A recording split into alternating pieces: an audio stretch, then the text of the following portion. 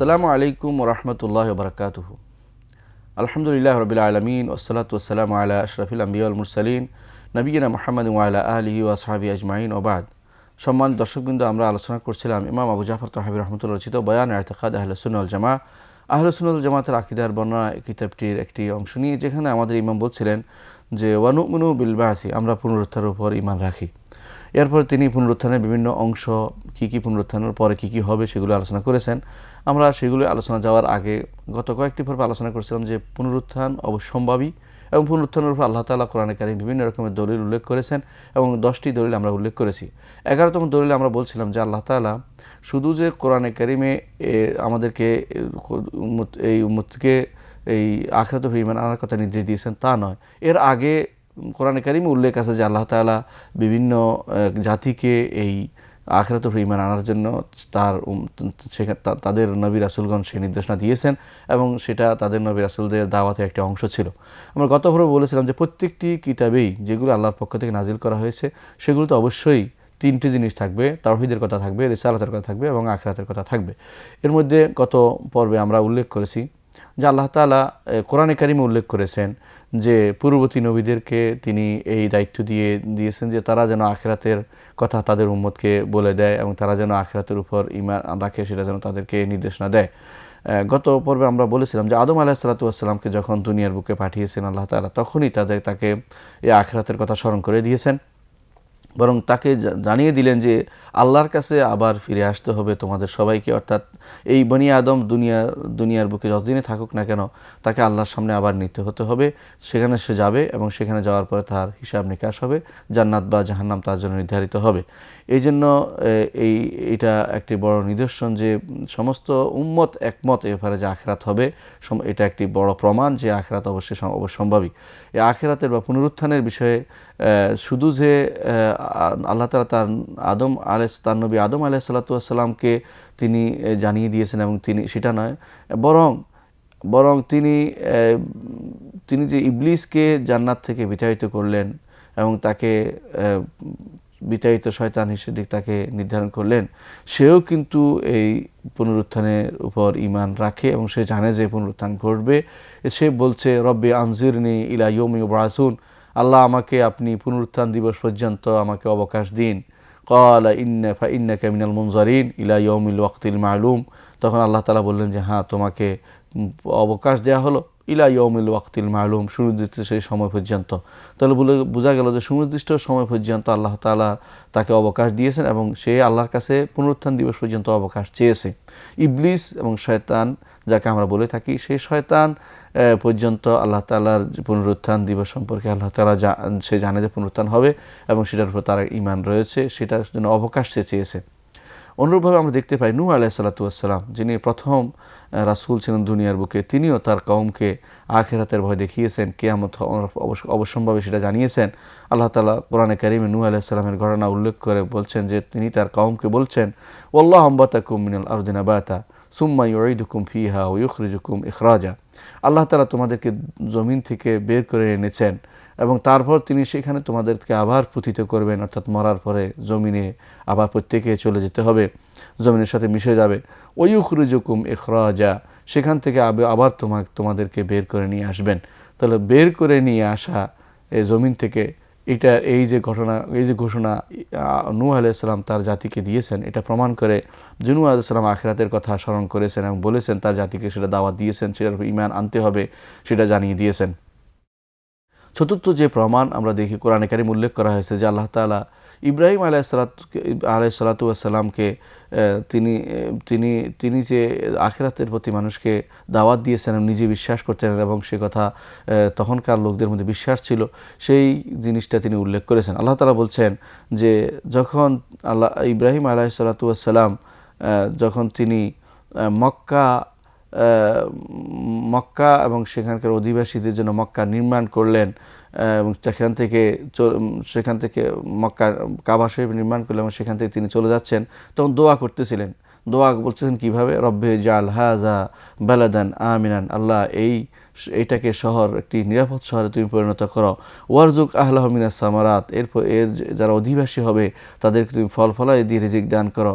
মান আমানা মিনহুম বিল্লাহি ওয়াল ইয়াউমিল আখির, তাদের মধ্যে যারা ঈমান আনবে এবং আখিরাতের উপর ঈমান রাখবে, আল্লাহর উপর ঈমান রাখবে, আখিরাতের উপর ঈমান রাখবে, শেষ দিবসের উপর ঈমান রাখবে। তাহলে শেষ দিবসের ঈমানের কথা ইব্রাহিম আলাইহিস সালাতু ওয়াস সালামের মুখ দিয়ে বের হয়েছে, তিনি সেটার জন্য যারা ঈমান আনবে তাদের জন্য দোয়া করেছেন। কল, আল্লাহ তাআলা তখন বললেন, ওমান কাফারা, যে ব্যক্তি আল্লাহর উপর ঈমান আনবে না এবং আল্লাহ আখিরাতের উপর ঈমান আনবে না, ফাউমাত্তিউ কালিলান, দুনিয়ার বুকে তাকে কিছু আমি উপভোগ করতে দেব, সুম্মা আত্তারু ইলা আযাবিন নার ওয়া বিসাল মাসীর, তারপর তাকে আমি বাধ্য করব জাহান্নামের শাস্তি ভোগ করতে, আর সেটা অত্যন্ত খারাপ প্রত্যাবর্তন স্থল। তারপর তিনি দোয়া করেছেন, ইব্রাহিম আলাইহিস সালাতু ওয়াস সালাম তার নিজের জন্য, তার পিতার জন্য এবং ঈমানদারদের জন্য দোয়া করেছেন। সেই দোয়ার মধ্যে উল্লেখ আছে আখিরাতের কথা।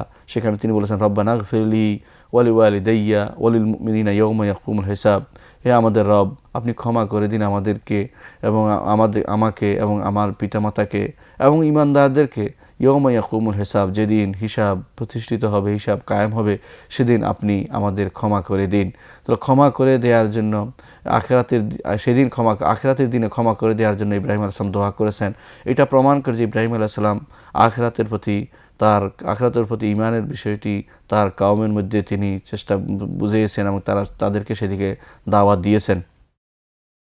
অনুরূপভাবে দেখা যায় যে ইব্রাহিম আলাইহিস সালাতু ওয়াস সালাম যখন তার কওমের সাথে ঝগড়া করছিলেন, তারা যে মূর্তি পূজা করছিল, মূর্তিরা যে কিছুই করতে সক্ষম নয় এবং সব যে আল্লাহ তাআলা করেন, এবং তিনি যে তাকে রোগাক্রান্ত হলে মুক্তি দান করেন এবং তার বিপদ হলে তাকে উদ্ধার করেন, এবং তাকে খাবার এবং পানীয় দান করেন, এই কথা উল্লেখ করার সাথে সাথে তিনি আখিরাতের কথা উল্লেখ করেছেন। কোরআন কারীম আল্লাহ তাআলা সেটা স্মরণ করছেন। আল্লাহ তাআলা বলছেন, ওয়াল্লাযী হুয়া ইউতঈমুনি ওয়া ইউসকিন, আর আমি সে আল্লাহর উপর ঈমান রাখি যিনি আমাকে খাবার দেন এবং আমাকে তিনি পানীয় দেন। ওয়াইজা মারিতু ফাহুয়া ইয়াশফিন, যখন আমি অসুস্থ হই তিনি আমাকে আরোগ্য দান করেন। ওয়াল্লাযী ইউমিতুনি সুম্মা ইউহয়িন, এবং যিনি আমাকে মারেন তারপর তিনি আমাকে আবার জীবিত করবেন।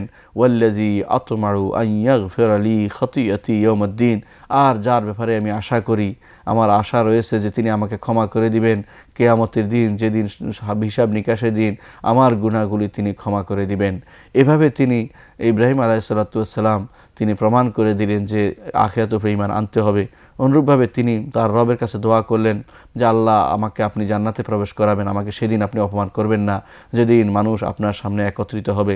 তিনি দোয়া করছেন, আল্লাহ তাআলা তার দোয়াকে আমাদের জন্য স্মরণ করে রাখছেন কোরআনে কারিমে, আমরা যেন সেটা বলি। আল্লাহ তাআলা বলছেন, ওয়াজআলনি মিন ওয়ারাসাতি জান্নাতিন নাঈম, যে ইব্রাহিম আলাইহিস সালাতু ওয়াস সালাম দোয়া করে বলছেন, আল্লাহ আমাকে জান্নাতুন নাঈমের ওয়ারিস বানান, নেয়ামতপূর্ণ জান্নাতের ওয়ারিস বানান। ওয়াগফির লি আবি ইন্নাহু কানা মিনাদ দাল্লিন, আমার পিতাকে ক্ষমা করে দিন, তিনি তো পথভ্রষ্টদের অন্তর্ভুক্ত হয়ে গেছেন। ওয়ালা তুখজিনি ইয়াওমা ইউবআসুন, যেদিন পুনরুত্থান হবে সেদিন আমাকে অপমান করবেন না। ইয়াওমা লা ইয়ানফাউ মালুন ওয়ালা বানুন, যেদিন কোনো সন্তান এবং কোনো সম্পদ কারো কোনো কাজে লাগবে না। ইল্লা মান আতাল্লাহা বিকলবিন সালিম, কেবলমাত্র যে আল্লাহর কাছে কলবে সালিম নিয়ে আসছে, কোনো রকম নিরোগ কলব নিয়ে আসছে, তাওহীদ নিয়ে আসছে, শিরিক মুক্ত কলব নিয়ে আসছে, সেই শুধুমাত্র উপকৃত হতে পারবে, আর কারো সেদিন উপকৃত হওয়ার কোনো সুযোগ থাকবে না। ইব্রাহিম আলাইহিস সালাতু ওয়াস সালাম সেটা ঘোষণা করেছেন। দেখা গেল যে ইব্রাহিম আলাইহিস সালাতু ওয়াস সালাম আখিরাতের উপর ঈমান আনার প্রতি নির্দেশ দিয়েছেন। সমস্ত জাতি যারাই আজ ইব্রাহিম আলাইহিস সালাতু ওয়াস সালামের সাথে নিজেদের সম্পৃক্ত করতে চায়, ইহুদি হোক নাসারা হোক, তারা প্রত্যেকেই এর উপর ঈমান আনা উচিত যে ইব্রাহিম আলাইহিস সালাতু ওয়াস সালাম যেভাবে আখিরাতের প্রতি ঈমান আনার জন্য আহ্বান জানিয়েছেন, আমাদেরকেও সে আখিরাতের উপর ঈমান হবে সেটার উপর বিশ্বাস করতে হবে। ইব্রাহিম আলাইহিস সালাতু ওয়াস সালাম নয় শুধু, বরং মুসা আলাইহিস সালাতু ওয়াস সালাম তিনিও আখিরাতের কি অবস্থা হবে, আখিরাতের জন্য তিনি যে কিভাবে আখিরাতের উপর ঈমান রাখতেন, আল্লাহ তাআলা সেটা কোরআনে কারিমে তুলে ধরেছেন।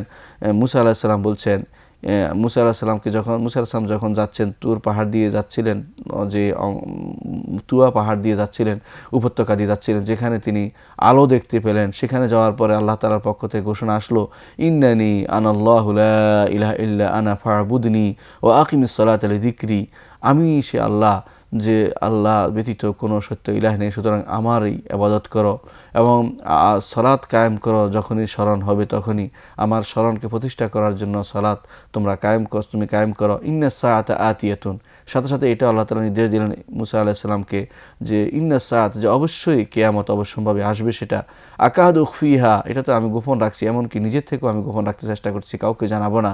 লিতুজজা কুল্লু নাফসিন বিমা তাসআ, কেন কিয়ামত হবে তার একটা কারণ বর্ণনা করে দিয়েছেন। সেটা হচ্ছে যাতে প্রত্যেকটি নফস, প্রত্যেকটি আত্মা, যে প্রত্যেকটি মানুষ কে কী করেছে সেটার প্রতিফল তাকে দেয়া যায়, যে দুনিয়ার বুকে কে কী করেছে, কোন কাজে সে জীবন ব্যয় করেছে তার প্রতিফল দেয়া যায়। ফালা ইউসুদ্দান্নাকা আনহা মান লা ইউমিনু বিহা, সুতরাং যে ব্যক্তি এর উপর আখিরাতের উপর ঈমান আনে না, সে যেন আমার পথ থেকে আপনাকে দূরে সরিয়ে না দেয়, বাধা না দেয়।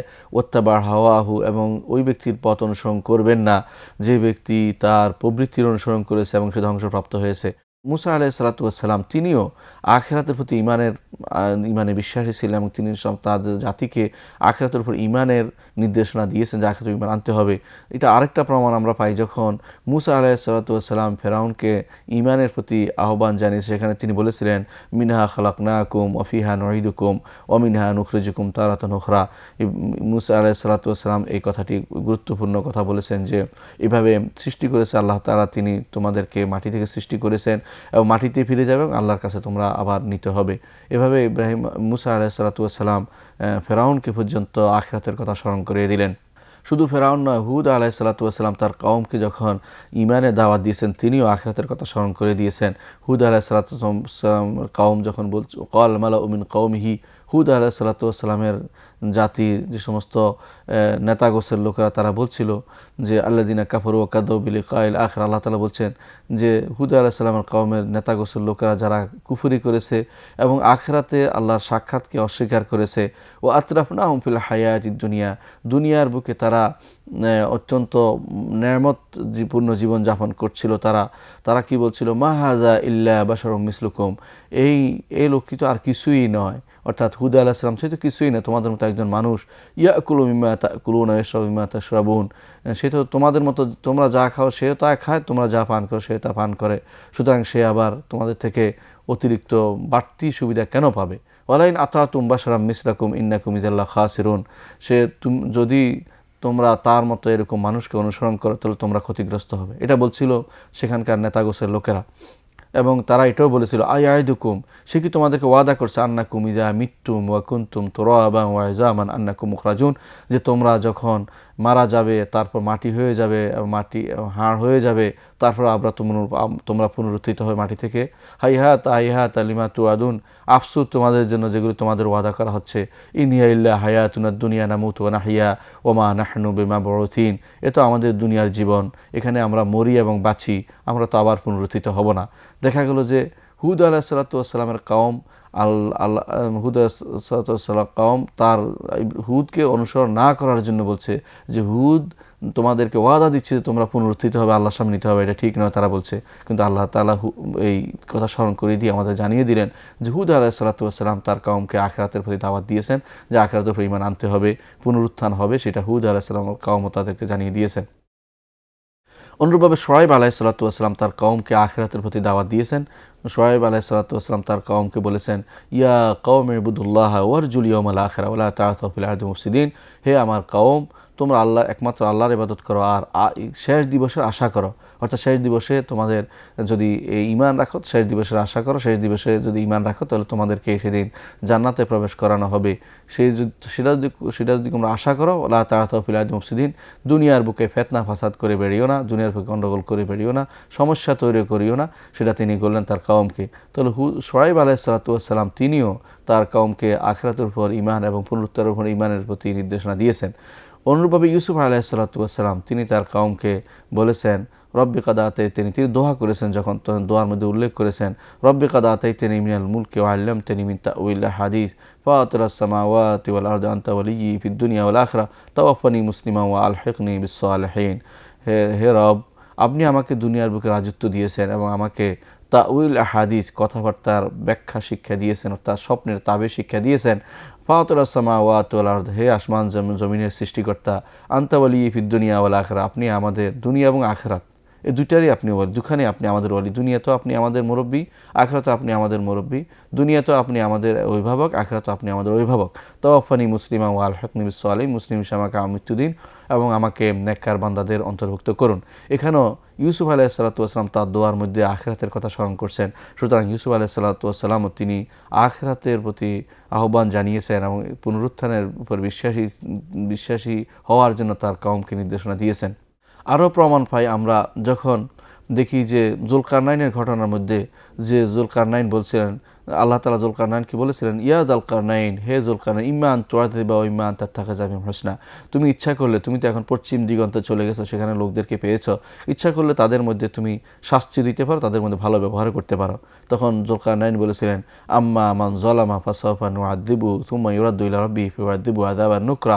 যারা জুলুম করবে, অর্থাৎ শিরিক করবে, তার শাস্তি দেব তাকে, এবং তাকে তারপর আমি দুনিয়ার বুকে তাদের শাস্তি দেব। অর্থাৎ যুলকারনাইন দুনিয়ার বুকে শাস্তি দিবেন, তারপর মৃত্যুর পরে সুম্মা ইউরাদ্দু ইলা রাব্বিহি ফায়ুআযিবু আযাবান নুকরা, শাস্তি দিব দুনিয়া থেকে চলে যাওয়ার পরে। আখিরাতে সেই শাস্তি তার রবের কাছে গেলে আল্লাহ তাআলা তাকে কঠিন শাস্তি দিবেন। তিনি সেটা ঘোষণা করছেন। কে? আমাদের যুলকারনাইন, যিনি একজন বড় শাসক ছিলেন বলে আমরা জানি। তারপর তিনি বলেছেন, ওয়াম্মা মান আমানা ওয়া আমিলা সালিহান ফালাহু জাযাআনিল হুসনা ওয়া সানাকুলু লাহুম মিন আমরিনা ইউসরা।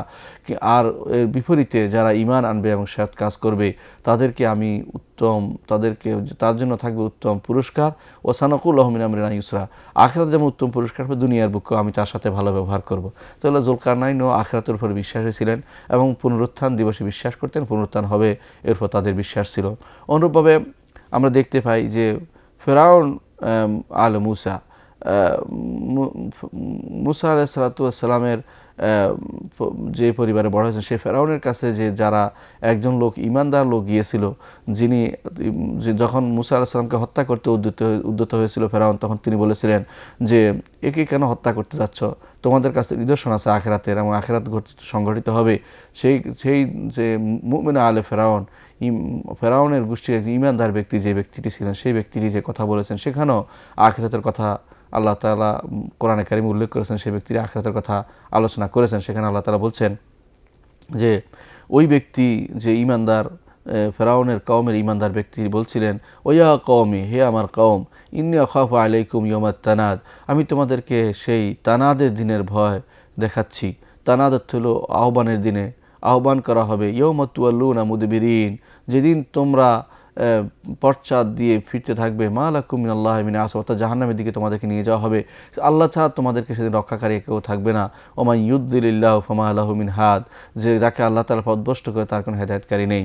তিনি আরও বলেছিলেন, ইয়া কওমে ইন্নামা হাযিল হায়াতুদ দুনিয়া, হে আমার কওম, এ তো দুনিয়ার জীবন মাত্র, মাতা, এই জীবনের উপভোগ মাত্র। ইন্নাল আখিরাতা হিয়া দারুল কারার, আখিরাত হচ্ছে চিরস্থায়ী জীবন, যেখান থেকে কোনো দিন সেখান থেকে সেটার কোনো শেষ নেই, যে জীবনের কোনো শেষ নেই। মান আমিলা সাইয়্যাতান ফালা ইউজজা ইল্লা মিসলাহা, যে কেউ কোনো খারাপ কাজ করবে সে অনুরূপ তার শাস্তি আখিরাতে পাবে।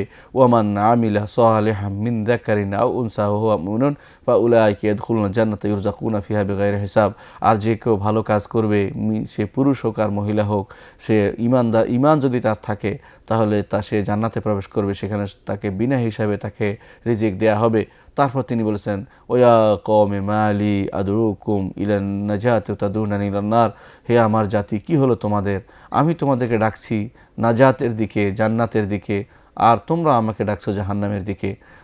আরও বলেছেন তিনি, লা জারামা আন্নামা তাদউনানি লাইসা লাহু দাওয়াতুন ফিদ দুনিয়া ওয়ালা ফিল আখিরাহ, যে এতে কোনো সন্দেহ নেই যে তোমরা যেদিকে আমাকে আহ্বান করছো সেটার আহ্বান দুনিয়ার বুকে গ্রহণ করার মতো লাইসা লাহু দাওয়াতুন ফিদ দুনিয়া ওয়ালা ফিল আখিরাহ, যে এই দাওয়াত কোনোদিন নেওয়া যাবে না দুনিয়ার বুকে। আখিরাত তো সেটার কোনো সেটা কিছুই নেই, সেটা গ্রহণ করা যাবে না, সেই দাওয়াত আমার জন্য প্রযোজ্য নয়। ও আন্নাল মারাদ্দানা ইলাল্লাহ, আমরা তো আল্লাহর কাছেই ফিরে যাব, সেটাই হচ্ছে প্রকৃত দাওয়াত। ও আন্নাল মুসরিফিনা হুম আসহাবুন নার, যারা দুনিয়ার বুকে ফিতনা ফাসাদ করে বেড়াবে, সীমা লঙ্ঘন করবে, তারা জাহান্নামবাসী হবে। এখানে আমরা দেখতে পাচ্ছি যে মুমিনে আলে ফেরাউনের বংশের যে ইমানদার ব্যক্তি, যিনি মুসা আলাইহিস সালাতু ওয়াস সালামকে হত্যা করতে উদ্যত হওয়ার পরে যে কথাগুলো বলেছেন, সে কথাগুলোর মধ্যে তিনি আখিরাতের কথা স্মরণ করে দিচ্ছেন। সেটা থেকে বোঝা গেল যে আখিরাতের উপর ঈমানের বিষয়টি এবং পুনরুত্থানের উপর ঈমানের বিষয়টি সর্বজন স্বীকৃত বিষয় ছিল এবং পূর্ববর্তী সমস্ত নবী রাসূলগণ এর প্রতি মানুষদেরকে দাওয়াত দিয়েছেন। অনুরূপভাবে আমরা দেখতে পাই যে ফেরাউনের যারা জাদুকর ছিল তারা যখন ঈমান এনেছিল, তারাও কিন্তু আখিরাতের উপর ঈমান এনেছিল। আখিরাতের ঈমানের কথাটি সেখানে এসেছে। আল্লাহ তাআলা কোরআনে কারিমে সেটা স্মরণ করেই রেখেছেন আমাদের জন্য। আল্লাহ তাআলা বলছেন ইন্না আমান্না, আল্লাহ তাআলা বলছেন যে ফেরাউনের যে জাদুকররা তারা বলেছিল ইন্না আমান্না বিরাব্বিনা লিয়াগফির লানা খাতায়ানা ওয়া মা আকরাহতানা আলাইহি মিনাস সিহর, যে জাদু তো করতে আমাদেরকে তুমি বাধ্য করেছে হে ফেরাউন, আমরা সেটা আল্লাহর কাছে তো ক্ষমা প্রার্থনা করছে, সেটার জন্য এই জন্য ঈমান আনছি, আল্লাহ আমাদের এটার জন্য অবশ্যই ক্ষমা করবেন। এরপর আল্লাহ এরপর তারা দোয়া করে বলছেন যে ওয়াল্লাহু খায়রুন ওয়া আবকা, তারা বলছেন যে আল্লাহই হচ্ছে তিনি হচ্ছেন উত্তম এবং সব কিছু বাকি থাকবেন, আর কেউ বাকি থাকবে না। তারপর সেখানে তারা আখিরাতের কথাটি উল্লেখ করেছেন যে আল্লাহর কাছে যদি কেউ ঈমান নিয়ে যায় সে জান্নাতে থাকতে পারবে, আর যারা কুফরি করে তারা জাহান্নামে যাবে। তারা বলেছেন ইন্নাহু মাইয়াতি রাব্বাহু মুজরিমান ফাইন্না লাহু জাহান্নামা লা ইয়ামুতু ফিহা ওয়া লা ইয়াহইয়া ওয়া মান ইয়াতিহি মুমিনান কাদ আমিলা সালাত ফাউলাইকা লাহুম দারাজাতুল উলা জান্নাতু আদনিন তাজরি মিন তাহতিহাল আনহার খালিদিনা ফিহা ওয়া যালিকা জাযাউ মান তাযাক্কা। সম্মানিত দর্শকবৃন্দ, আমরা ইনশাআল্লাহ এই বিষয়ে পরবর্তী পর্বে আরও বিস্তারিত আলোচনা করব। ততক্ষণ আল্লাহ তাআলা আপনাদেরকে সুস্থ রাখুন। ওয়া আখিরু দাওয়ানা আলহামদুলিল্লাহি রাব্বিল আলামিন। আসসালামু আলাইকুম ওয়া রাহমাতুল্লাহি ওয়া বারাকাতুহু।